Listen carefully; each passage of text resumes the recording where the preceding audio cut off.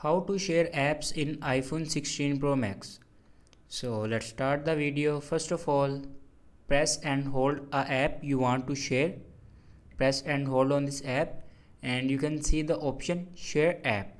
Click on share app and you can share your app while airdrop, messages, mail and Instagram, anything.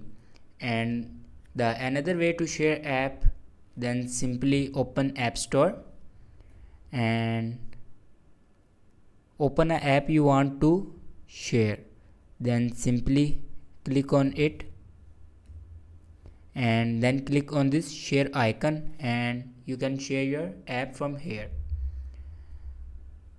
And the another way to share apps, then simply click on settings and then click on iCloud and then click on family, and here you can share your purchasing, sharing, subscriptions, location sharing. So this is the way to share apps in iPhone 16 Pro Max. Thanks for watching this video.